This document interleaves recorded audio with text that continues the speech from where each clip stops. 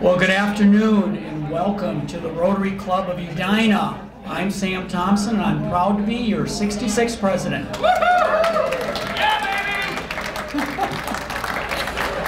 We're coming to you live from the Edina Country Club and also on Zoom today. We have our biggest crowd ever this year, 61 pre-registered live, and I know there's more of you than 61. And 15 on Zoom, so our numbers are definitely increasing to live from Zoom. Today is our annual Women in Leadership meeting, and Rotary at one time was an all-male organization. In the past few decades, we've made positive strides in diversifying our membership and opening opportunities for women in leadership. Our club takes growing future women leaders very seriously. I want to show you a slide. The past 4 years, our club's female leadership has grown from 14% of women on our club board in 2018 to today it's at 50%. So that's a great increase. Our district's female membership goal is 50%. And we actually do have some work to do with our membership goal. Right now we have 42 women in our club and we have 162 members. So we're at 25%, so we really want to double that. Our club is consciously working to become a more diverse and inclusive club. With 7 new members this year, I'm happy to say 71% of our new members are women and 43% are people of color. We are proud of these results, and I want to thank the member chairs Bridget Hallstrom and Rob Breddy. And also I want to thank all the members that have been sponsors, that have brought new members into our club. And I asked the question, how can all of our members become future leaders of our club? Past President Jennifer Bennerotte 2 weeks ago pointed out in that fun Kahoot game that we have 45 committees. So you can join a committee or 2 or 3 and get involved. You can show your leadership potential and that will lead to greater leadership opportunities. One of our successes this year has been our leadership series headed up by Rob Breddy, and that was actually a mentor program last year, and now we've turned it into a virtual leadership program, and it really is a monthly leadership training. And it's been a great success. We've had over 50 people now that sign up for it every month. And we've had speakers such as emotional intelligence and solving problems and productivity. And our next leadership series meeting is Tuesday on May 18th. It's Eric Norman. The topic is decision making, and you can go to edinaleadership.org to sign up. We truly are the #1 club in the universe because our members have stepped up and led the way. Now for member update. We had our district conference last Saturday on May 1st, and we had a great turnout from our club. And Tim Murphy was there, and I see Tim Murphy's in the crowd today. Tim, all right.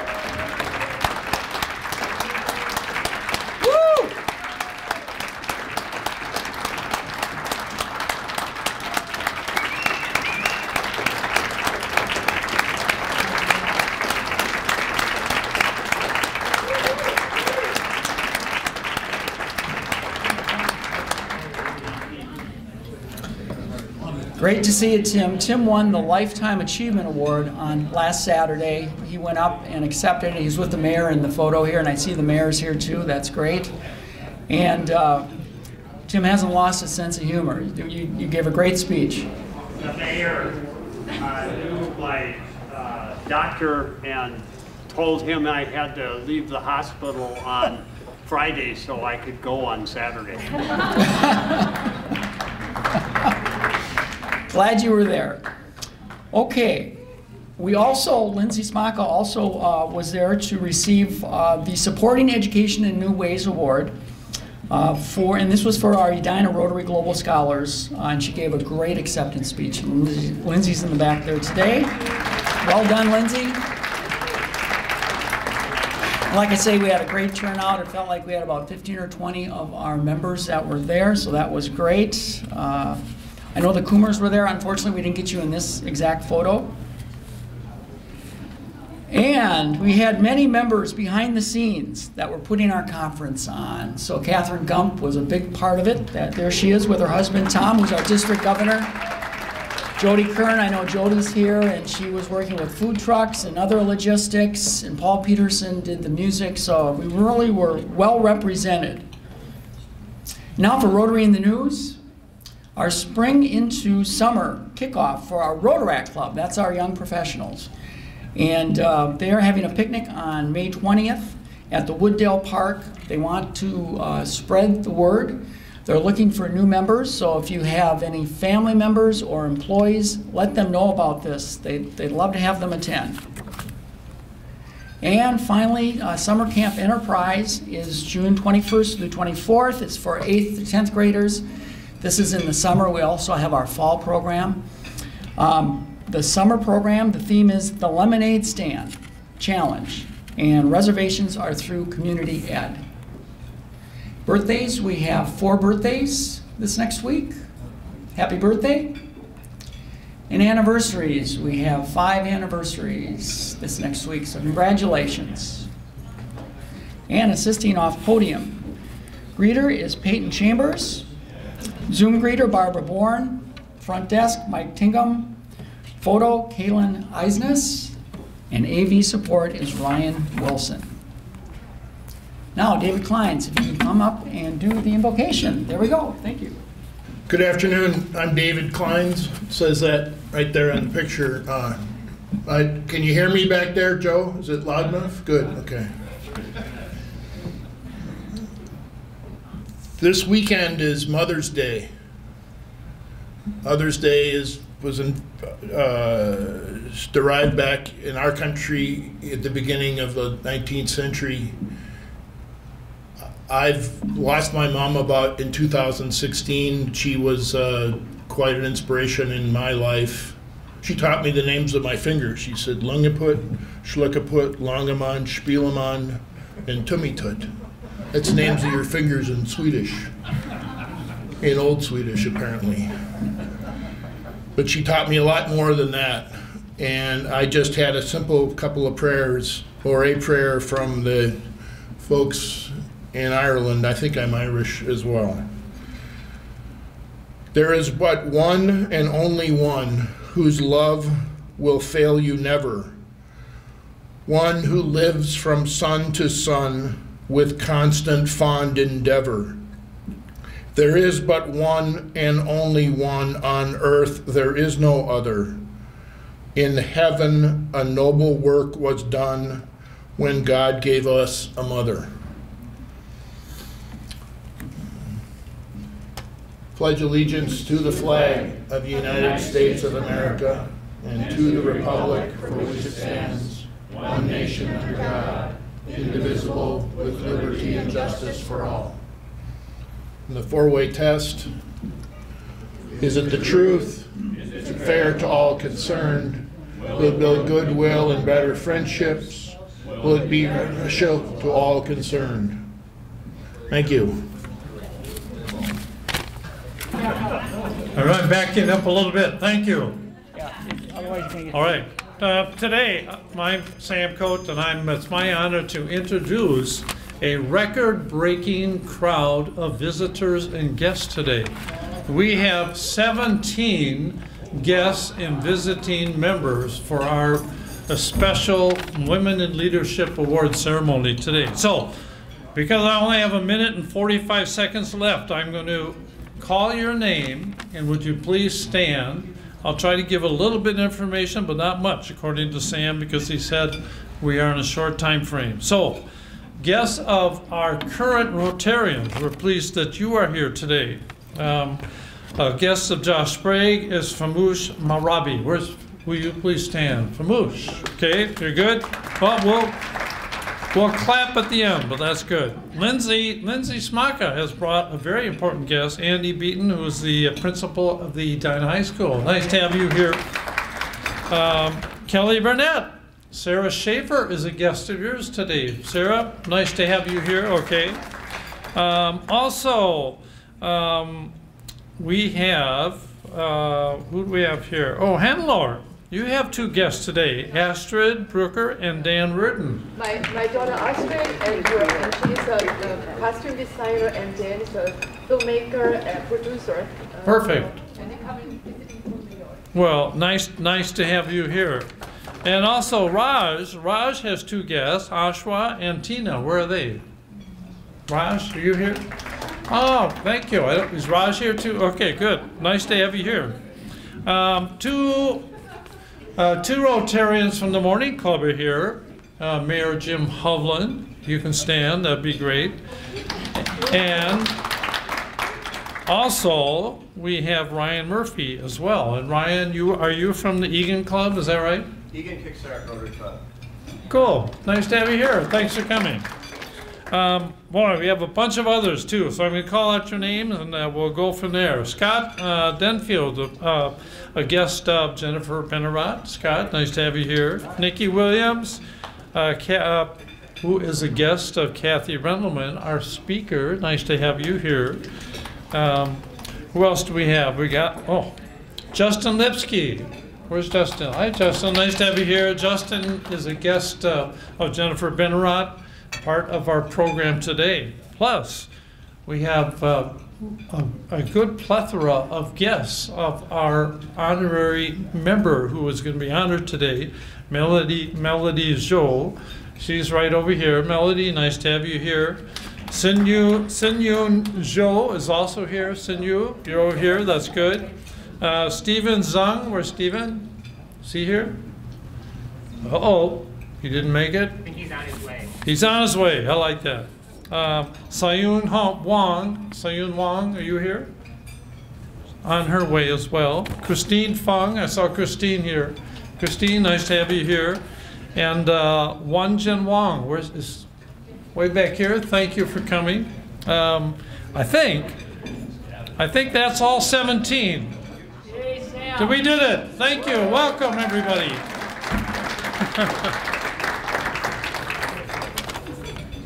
Good afternoon, everyone. Before COVID-19, the City of Edina annually hosted an event called the Volunteer Recognition Reception in April as part of Volunteer Month. Organizations like the Rotary Club of Edina honored our own Volunteers of the Year at that event, and the mayor also presented the highest awards given in Edina for volunteerism, the Mayor's Commendations. Several people in the room today or on Zoom have received Mayor's Commendations in the past several years, including Frank Carterell, Bob Gubrud, Gordy Lewis, David Coons, Paul Moody, Sandy Schley, Tim Murphy, Skip Thomas, and Meldody Zhou. The Minnesota International Chinese School and the Interact Club of Edina, both of which are represented here today as well, have also received these awards in the past. Obviously, because of the pandemic, we've not been able to have that annual volunteer recognition reception. So instead, I've been dragging our mayor around to surprise winners each year, to worthy winners. It is my pleasure now to introduce Mayor Jim Hovland to make another presentation here today.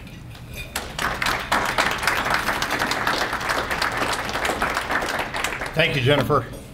We had fun yesterday surprising Jasmine Stringer, who is this year's award winner of the Mayor's Individual Commendation, the same award that Meldody Zhou received last year. So during the pandemic, Meldody and the whole Chinese American Association did an incredible job of getting PPE here and trying to help as well as they could get us through the pandemic. So today we've got a couple of awards that we're going to give out, Mayor's Commendations.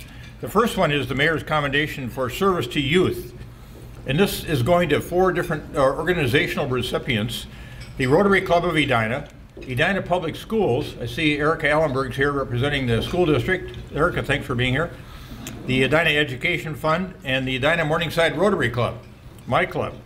The 4 organizations are receiving the award for establishing the Edina Rotary Global Scholars Program, which is an incredible, incredible program. We're going to remind you what that is. The Edina Rotary Global Scholars Program is a 3-year program in which students develop global competency skills that enhance college, career, and global competency post-graduation. This program encourages and inspires Edina students to prepare for global careers through depth of study, community partnerships, mentoring, peer collaboration, cultural experience, and innovation. The 2020-2021 school year is the inaugural year, and 7 global scholars will be graduating this spring. These students have reached a fluency in a foreign language, taken part in an immersive global experience, been active in the Edina Rotary Club, and completed a capstone global research project. Global scholars research global issues they are passionate about and have come up with some amazing work. Each student has connected with people in a country of their choice to gain first-hand knowledge of their topic. Students gain first-hand knowledge on the same issue here in the United States by actively participating in a related project in Minnesota. The research topics included deforestation, dental hygiene, and its link to Alzheimer's, education inequity in indigenous populations, and many more topics as well. The program has now grown to over 60 committed students in this 3-year program. It's really an extraordinary, extraordinary effort by these 4 organizations, so we want to recognize them today. So if we could have representatives come up for the Mayor's Commendation for Service to Youth Award, Edina Rotary Club, Edina Public Schools, Edina Education Fund, and Edina Morningside Rotary Club. Jennifer is here to pass out the awards to all of these organizations. Let's give them a big round of applause.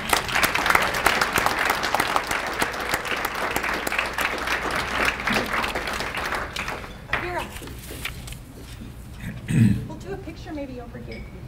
I'll give it to you to pass to her.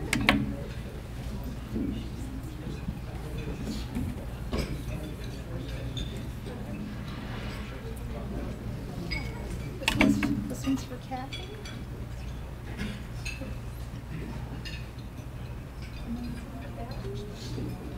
Kathy?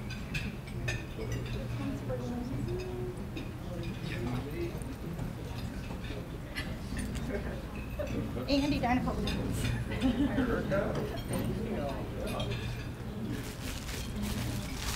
All right, thanks for being here, everybody.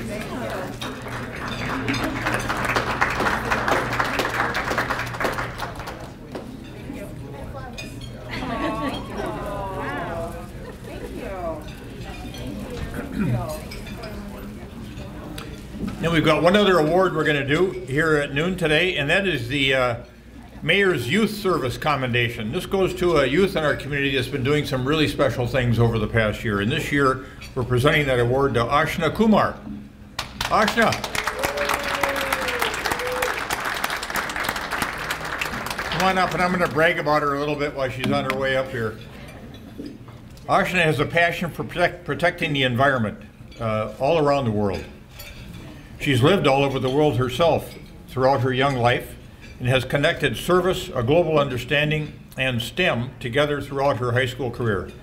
She's currently a part of the Edina Rotary Global Scholars Program and is working on her capstone research project, researching sustainable agricultural practices from all realms of science that can be implemented to provide reliable food sources to people around the world. She will work with the Indigenous Food Lab here in the state of Minnesota and plans on connecting with a South African ranger to compare the 2 countries. Aashna has been an active member of the Interact Club of Edina, serving as both president and secretary. Earlier this school year, she competed in the Model G20 Summit and won an award for Best Minister of Energy, representing the country of South Africa. Along with these accomplishments, Aashna is a well-rounded and kind human being, as you can well imagine. She's open and honest, inclusive, and works hard in the fight for equal rights, no matter the cause. Aashna, congratulations on this award. It's wonderful to be able to give it to you.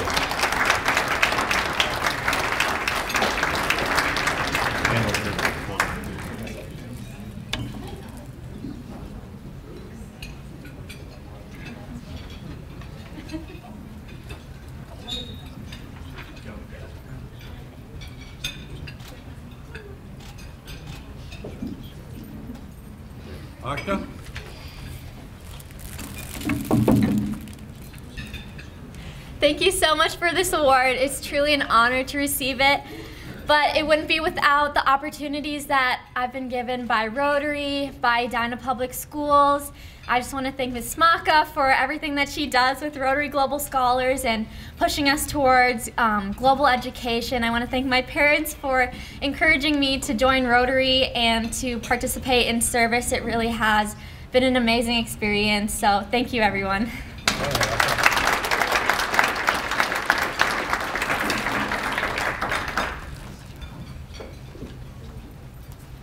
Thank you, Mayor Hovland. Congratulations to all of the winners.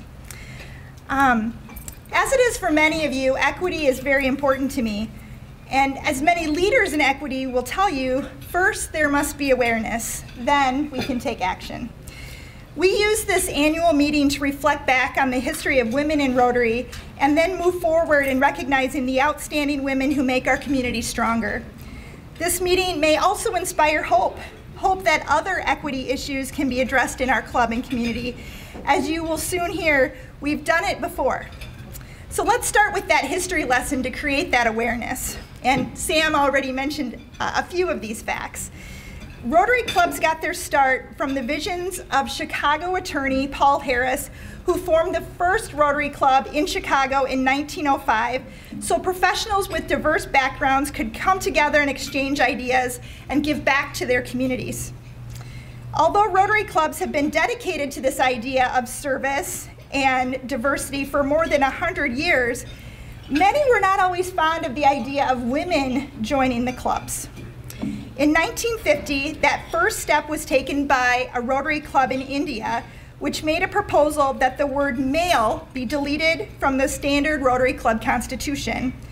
The Council on Legislation for the Rotary International Convention voted for the proposal to be withdrawn. This was also the outcome for the next two proposals in the 1960s. By 1972, more women were reaching higher positions within the professional ranks, and more clubs began lobbying for female members. It was in that year that a United States Rotary Club proposed admitting women to Rotary. Again, no such luck. In 1977, despite 3 more proposals being made, women were still not allowed to join Rotary. The Rotary Club of Duarte, California chose to admit women as members even though they knew they were violating the Rotary Constitution and Rotary International's rules. Because of this violation, they were kicked out of Rotary. The Rotary Club of Duarte continued to meet anyway, even though they couldn't call themselves a Rotary Club. Between 1980 and 1986, more and more clubs from all over the world began pushing to allow women to join their clubs. And the Duarte Club in California officially filed a lawsuit against Rotary International. But Rotary International won the case. In 1986, a breakthrough finally came when the California Court of Appeals reversed the lower court's decision.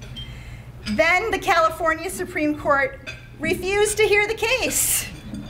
So the appeal was moved to the US Supreme Court, and the Duarte Club was reinstated.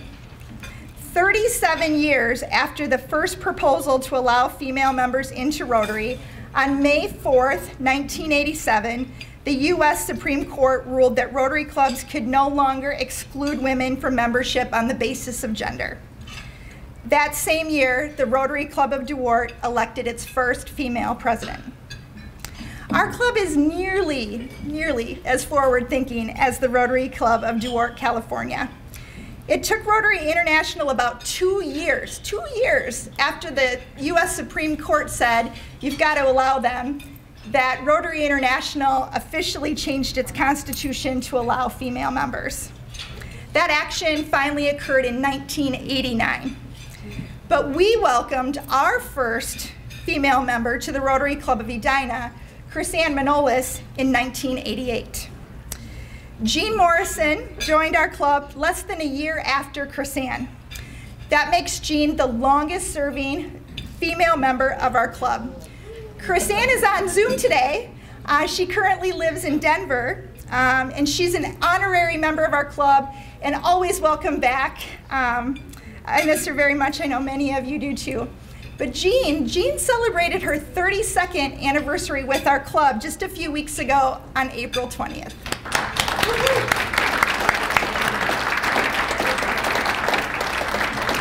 So 1988, Chris-Ann joins. 1989, Jean joins. But the first female president of our club didn't come until 2001 when Patty Ellinson-Solheim took over this podium. Ironically, the theme that year was, mankind is our business. But like Chris-Ann and Jean, Patty paved the way for other women to become presidents of our club, including Sandy Schley, Ellen Kennedy, me, Ann Platt, and in just a few years, Shelley Loberg. The 1989 Council on Legislation vote to admit women into Rotary worldwide remains a watershed moment in our organization's history. With women being welcomed into Rotary clubs around the world, by 1990, there were approximately 20,000 female Rotarians worldwide. By 1995, there were 8 female district governors, and by 2005, one had finally been appointed as a trustee of the Rotary Foundation. Jennifer Jones, who's been to our club several times in the past, she's a member of the Rotary Club of Windsor, Roseland, Ontario, Canada. She has been nominated to become Rotary International's president in 2022 and 2023, a groundbreaking selection that will make her the first woman to hold that office in our 115-year history. Today, there are about 250,000 female Rotarians working alongside our male counterparts to serve our communities. So, history lesson is complete. Today, our meeting is a celebration of women who make our community better. In Chris-Ann's honor, as the first woman to join our club, and to celebrate the work of women in our community, our club for the 12th consecutive year sought nominees for a Women's Leadership Award. We make this presentation annually in May because May was the month that the Supreme Court ruled that Rotary could not exclude women from membership. And we also make this presentation in May because it's the month Chris-Ann celebrates her Rotary anniversary with our club. As I mentioned, Chris-Ann is not able to be here today in person, and though I wish we could have made the technology work for Chris-Ann to help with this presentation, we are both thrilled that Jean Morrison has agreed to honor our 2021 winner. Please join me in welcoming Jean to the podium.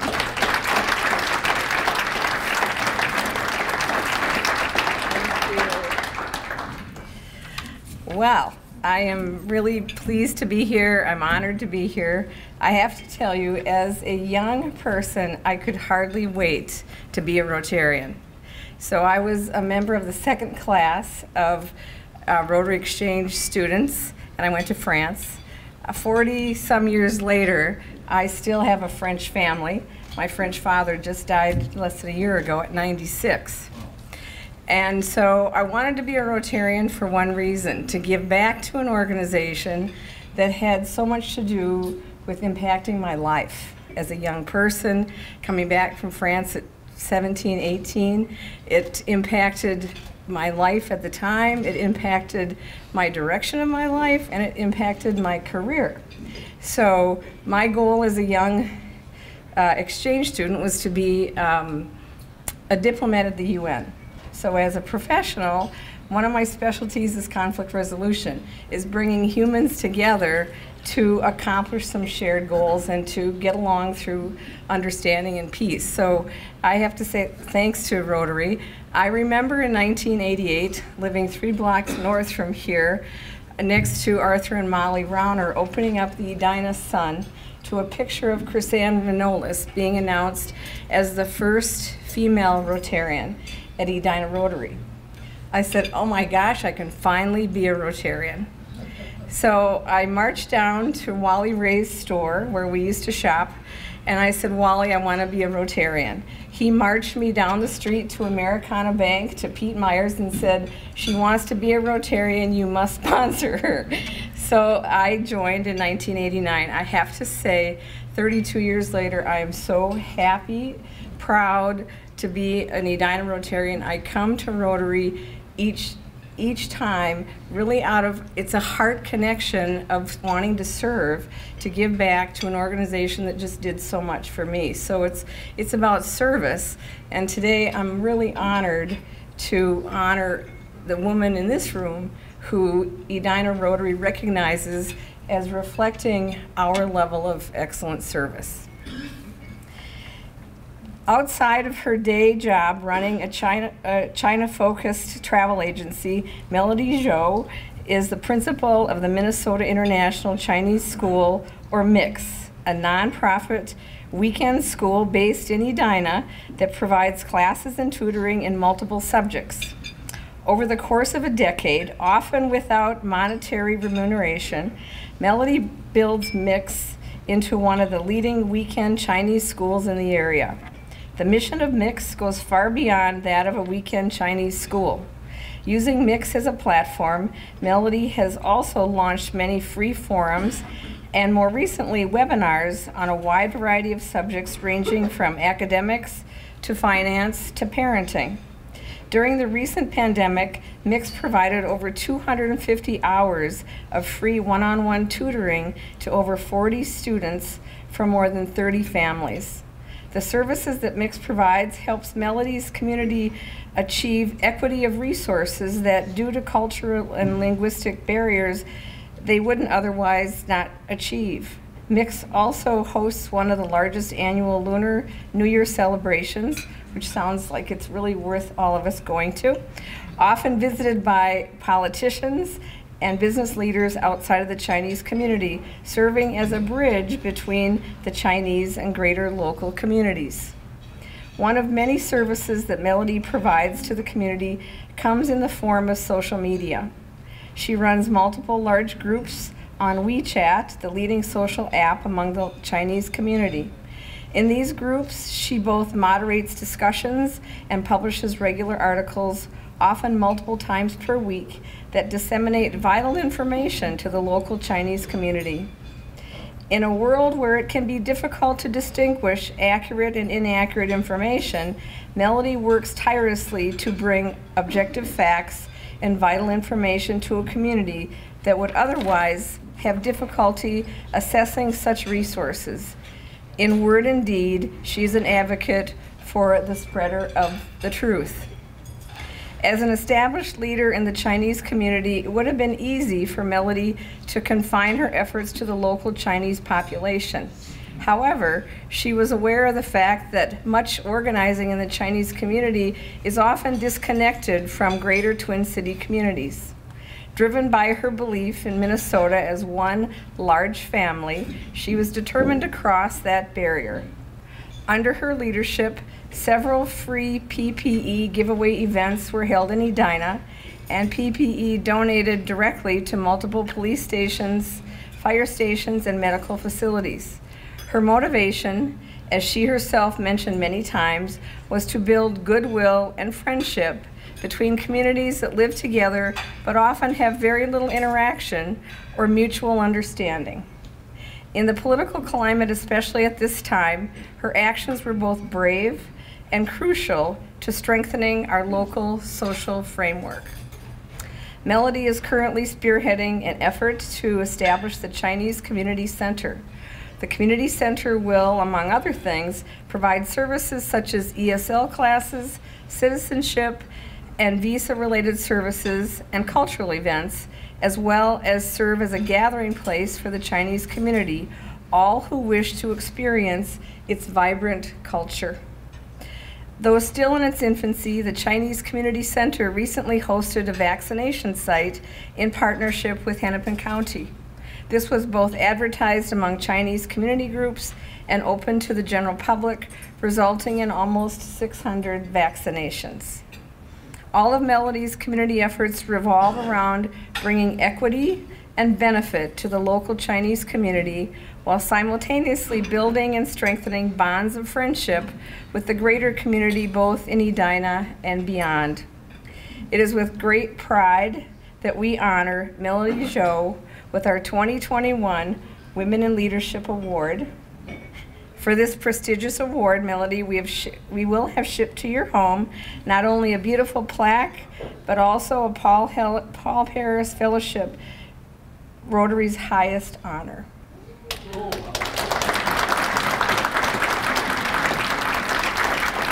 Meldody, you were selected to receive this recognition because the Rotary Club of Edina believes that your life exemplifies the humanitarian and educational objectives of the Rotary Foundation. We thank you for demonstrating in your life and vocation a commitment to helping people. Congratulations.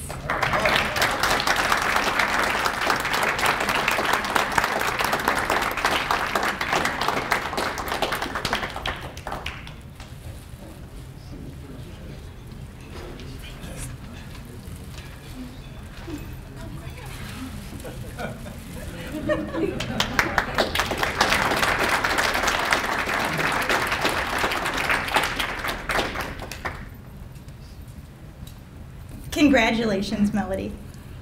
Jennifer, you told me there's nothing I should do today. No, there's nothing you need to do today. I'm very, very proud to have you in our room and celebrating with us, Meldody. Thanks for all you do in Edina and throughout the Twin Cities. Thank you so much. Yeah, I'm from minority group, but what we hope with our team is to bring some value to our community. Edina is our home, and whatever we could do, we should do. Thank you so much for so little things we did, and we received so much rewards from you guys. Thank you so much.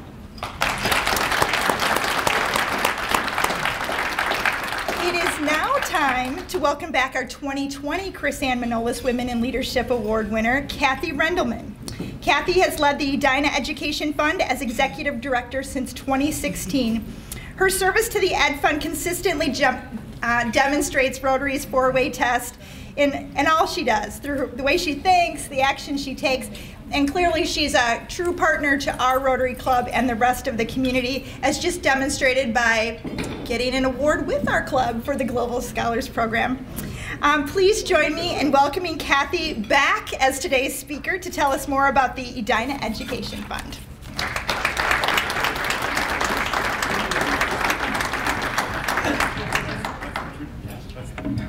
Thank you. It's an honor to be able to speak at Rotary. It always is. I have to say that it's an honor to be able to do this twice in a year. It's outstanding, and I guess one of the biggest honors is that not only did I get to leave the house twice during a pandemic to come to Rotary, but also because the second time around I remember to wear higher heels so you can see me over the podium. So, today, I spoke with you a couple months ago. We talked mostly about the mental health campaign. Today I would like to back up a little bit and talk more of a 30,000-foot overview, because one of the biggest questions I would have, and I know I did have before I had kids in the public school system, is why is there a foundation? I don't get it. This is a public school. They get funding from the state. I don't understand why we're trying to raise money. So let me take you back a little bit through a little bit of history. I'll try to not make it so dry.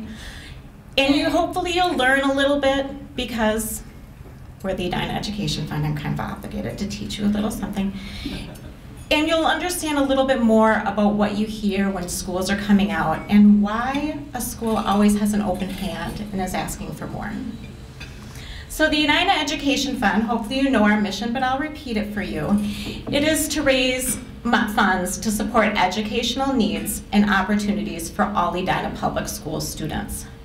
That mission was created in about 2017. It's morphed, it's changed. Our group's been around since 1996. And the reason why it's changed is because education has changed the way that it's been funded. And we've grown and we've morphed, and kids have grown. And I don't know about you, but when I was in high school, and I did go to Edina High School, when you were in 10th grade, you took science. And then when you're in 11th grade, guess what? You took 11th grade science. It's not really that way anymore. Kids have a lot more options. There's many more things we throw at them. There's engineering coursework. There's, do you want to take biology? Do you want to take organic chemistry? And it really starts out early. We've got options for our kids in middle schools. And because of that, we wanted to make sure that as the Education Fund, we were changing and developing just like our schools were. We get our funding from individuals, from businesses, from corporations, from corporate grants, from different foundation grants, and from people like you. It's like the partnership we have with the Edina Rotary Global Scholar Program. That doesn't happen without our community support of what it is that we do. So, this is where, if you didn't ask for coffee before, you might want to flag someone down. We're going to walk a little bit through district finances. And I'm going to invite any of you, like Erica or Andy in the audience that know more than I, to jump in at any moment. But I'd like to give you an overview, and by no means am I an expert on this. But it's really important that we understand how schools are funded. And this is how schools are funded, not just in Edina, but this is a Minnesota funding model. If you were to look at this chart, this pie chart in the state of California, it would look drastically different. That state area that we're going to talk about first at 50% would be a lot smaller. If you were to look at this in the state of Mississippi, that 50% state area would be a lot bigger. Okay, states choose to fund education differently in every state, but we'll talk about Minnesota because that's where we are. So first up, we get state funding. I always start with this because this is just easy to explain. There's this thing called an average, I'm trying to get on my notes because I don't want to say it wrong. It's the average daily attendance. What does that mean? It means in October we count the number of kids in our schools. Okay, you get a number and the state gives you a certain amount of money for each kid. That's easy, it's math, okay? That covers things supposedly to get a basic education in a kid. And a long time ago, it covered more of what it cost to educate a child. So maybe we should actually start with that. So how much does it cost to educate a kid? How much does it cost to raise a kid? Those of you that are parents, I can't answer that question. I have absolutely no idea how much it costs to raise a kid, and now I'm sending my third to college. It costs a lot of money, and actually it costs a different amount of money for every kid I have. I don't know about you, but all 4 of my kids are very, very different. It costs different to educate a kid based on who the kid is. And people always say to me, but overall the average is the average, right? And I'm like, well, yeah, but who's got an average kid? I don't have an average kid. What I try to tell people when I speak to them about why things are different and how equity isn't always equal, I look to simple things, like I've got 2 sons, okay? Some of you know them, and I love them both, sometimes not equally, but both of them wear jeans every day. And now that the pandemic's almost over, they're actually gonna have to, people are gonna see them from the chest down, they actually have to have jeans that don't have holes in them. So what do? I can go anywhere in this state and buy Levi's jeans for my son Joe, who's a 32 for like 20 bucks. Okay, super easy, right? Well, my son Charlie, who is not my favorite son right now for different reasons that we'll talk about later, I special ordered Levi's for him because he's a 29-36. Didn't get my jeans, if you're following, okay? Cost me about $75 to put jeans on that kid. Now, does that mean that I love Charlie more than I love Joe? We all know that's not true. But it does mean that I'm giving him a basic necessity. They're both getting a pair of jeans on their body and they cost different amounts of money. We're giving kids education and it costs different for each kid. And that doesn't mean that that kid is not as worthy as the other kid. It just means that it's different, okay? That's what the state pays for, this general education piece. The next part we're gonna look at is the other state stuff that comes in. This is that extra stuff, okay? Unfunded mandates, to a certain degree, they try to give us a little bit of extra money for Title I, for special ed. There's some meal services that come in here. There's some other things that help bring other areas that are needed to educate a child. But it's still, okay, now we're at what, 68% doesn't get us all the way, okay? Well, the federal chips in 2%. That's pretty standard across the states. And then we got this other area. It's called the City of Edina taxes. So in this area, if you're interested in City of Edina taxes, by the way, like bravo, City of Edina, your website's awesome. Just have to say, Jennifer. You can go on there, and I did yesterday. You can go on and you can say, how much are my taxes for a house compared to the taxes that are in Eden Prairie? And it comes up with like a huge chart. Did you know that our taxes are like super low in comparison for property taxes? Like, awesome, right? Who knew? Bravo. Like, seriously, stand up, because that is awesome. It is a fabulous thing that our city of Edina taxes are so low, and I kind of want to look at my dad when I was buying my first house. It's like, look, you can afford the house, but can you afford the taxes and the insurance and everything? And those of you that know my dad know he talks just like that.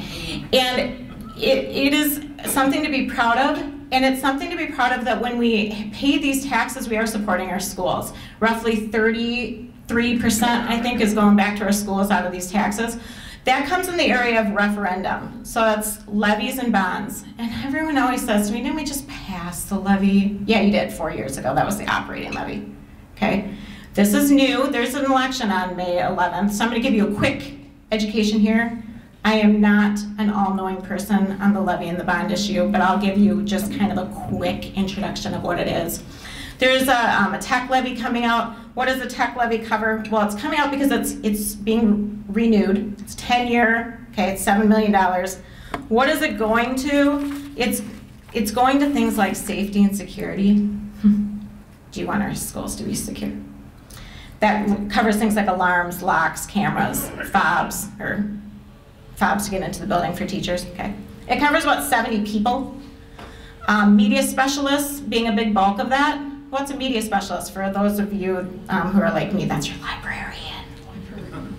Okay, covers your librarian. It covers your district media people, covers your help desk so they can get support.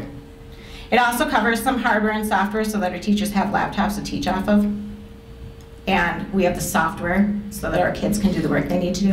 And it covers the way that we talk to people, our communications tools. So like, do you want to get an email from your teacher? Because somebody's got to pay for that. It also covers infrastructure like networks, firewalls, bandwidth, phones. Those are all important things. If you run a business, you know you got to pay for that stuff. So that's pretty much what the tech levy is. The bond issue is a little bit different. It is $7 million as well. And it covers 14 special ed buses. Right now we kind of contract those buses and we want to bring them in-house. So there's got to be some improvements that are made to do that. And if we do that improvement, we can handle those buses at our bus garage and we'll save about $280,000 a year. So that's a pretty cool thing, wise investment, right? And it also covers, if you live, and my kids went to Creek Valley and Valley View, so I'm passionate about this. On the weekend, please don't go during the week. Happen to stumble over to either Creek Valley, Countryside, or Valley View and take a look at how you have to drive in that parking lot and you drive through the bus lanes to go pick up a kid. Imagine that at bus pickup time and the safety issues with that. And you got kids going places and we're trying to be really good about our kids, but sometimes they run because they're kids. So if you'd like to hear more, stay with me after and I'd be happy to talk to you more about the levy or the bond, but please vote by May 11th. And then, if you add this all up, you'll see we're at 98%. So it costs an additional 2% more to actually educate our kiddos. Well, this is green, because Edina Education Fund's green. Are you following me here? We gotta fund this, and this is the same in every district in the state of Minnesota. I know we are very special in Edina, but actually in this sense, we're no special. Every district in the state of Minnesota that I have found has a foundation, and I talk to foundation directors like myself in St. Cloud, in Bemidji, in Stillwater, in Anoka, in South St. Paul, and they're all trying to fill that gap. And they do it in different ways, and we're all out to just better the education of our kids, okay? Why is there that gap? Well, initially the gap was smaller, or the gap maybe was not existent in the 90s, and that's when you started seeing these foundations pop up, go figure, as mid-90s. And the reason why is because, well, there's this thing called inflation, and if the state funding increases slower than inflation, well, then you have a gap, right? That's just normal. What are schools?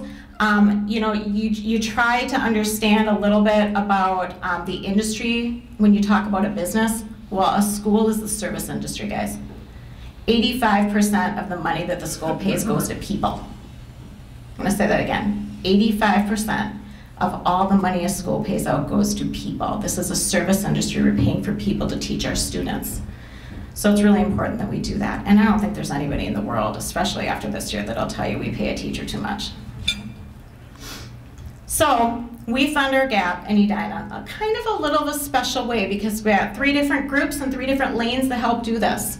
First of all, you got your PTO. I think pretty much everybody understands what a PTO is. You got a group of parents that work within a building that try to raise funds for that building. Okay? They'll work with teachers to see what they need, and they're building specific. Then you've got, in Edina, you have a group called Edina Give and Go. Afira is on that board, so she'd be happy to answer any questions you have later. But Edina Give and Go works with 3 A's, the arts, academics, and athletics. And here's the difference. They work outside the classroom with kids that are economically disadvantaged. I want you to remember that outside the classroom because people get confused. Who's the Ed Fund, who's Give and Go? Give and Go's outside the classroom. The Ed Fund works inside the classroom. Hope that clarifies lanes for you a little bit. And the Ed Fund funds programs and opportunities inside the classroom for every student. Okay? When you take all 3 of these groups, you're kind of hitting everything. You're covering everything from someone who needs a scholarship to take behind the wheel to somebody who needs help with literacy and how we need to improve that. Okay? So where do we do it? We do it in 3 main areas. We've talked about this before: literacy, in STEAM, and in mental health and wellness. The outstanding Edina Rotary Global Scholar Program kind of falls into the literacy category because it covers so many different subjects and improvement for kids. And last year we spent about 56% of our programs in literacy. We talked about, last time I was here, our mental health campaign, which is an outstanding thing to get involved with. We're trying to raise $200,000 for areas like summer support help, where we don't normally have staff on to help kids. Staff training, because everyone in a building should be able to recognize when a kid needs help and what to do for that child. To bring in more therapist support, we've got 6 right now, full-time Fraser therapists in our buildings. We need 11, because you know what? There's 10 schools, and that high school's pretty darn big, so it needs 2. And then we need to train our support staff more, because we want people on site everywhere that can answer those hard questions that teachers have that have one-on-one contact with students. Our goal is $200,000. We are pushing about $65K right now. So if you're interested in hearing more, let me know. And then the other thing the Ed Fund does is we're the group in Edina that can actually help any other organization with their mission. So if you're talking about our nationally recognized robotics team, which is pretty darn awesome, we help them doing fundraising for their group. If you're talking about our meal fund that we all learned so much about as COVID, that we brought money together and we fed families dinners for over a year, we're still sending out gift cards so that families can go supplement themselves with more food. This is where that's happening. And then we offer senior scholarships, many of them for our graduating seniors who are going off to pursue the next step in their life. The biggest complaint I have about our group is that we don't toot our own horn enough. Maybe it goes back to how short I am, I don't know. But 9% of the people in Edina Public Schools give to the Edina Education Fund. That's problematic. So what I need from groups like you is to understand who we are and why we're here, and to understand that Edina Ed Fund is here to stay. We're here to support our schools. We're here to raise the money so that the tough decisions don't have to be made to cut programs. And if you need that Edina kick that we all need so much sometimes, just so you know, Edina Education Fund is 1/4 of the size of South St. Paul's Foundation. Why is that? I think we're better than South St. Paul. It's kind of like a Hill Murray hockey thing, right? We're also smaller than Wayzata and Minnetonka. Does that bother any of you? So we can do better as a community. And if you would like to hear more, I would be happy to get a large cup of caffeine and sit down and chat with you about anything we do in our schools. So keep in touch. There's my contact information, and it was great to be back again.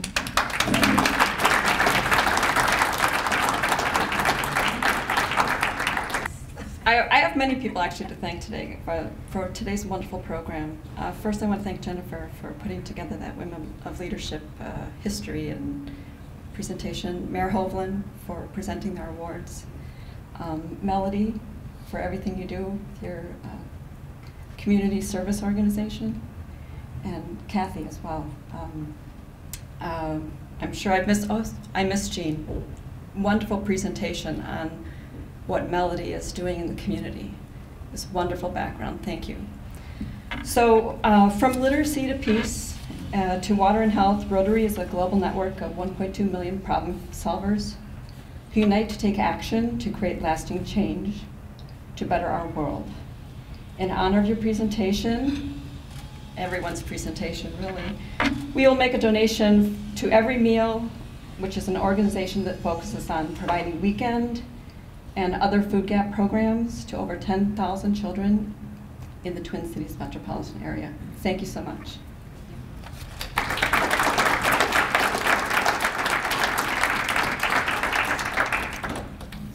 Okay, next week's speaker is Sue Perriott, talking on Alzheimer's. Our member Sue will be talking. Should be great.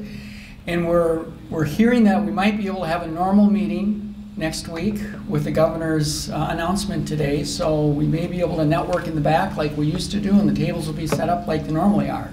So that sounds exciting. Looking ahead, May 18th is our leadership series, and June 2nd, vocational happy hour. And Sharon did a nice job of thanking everybody, so thanks, Sharon. Leave you with a quote. Women belong in all places where decisions are being made. It shouldn't be that women are the exception. Ruth Bader Ginsburg. With that, meeting adjourned.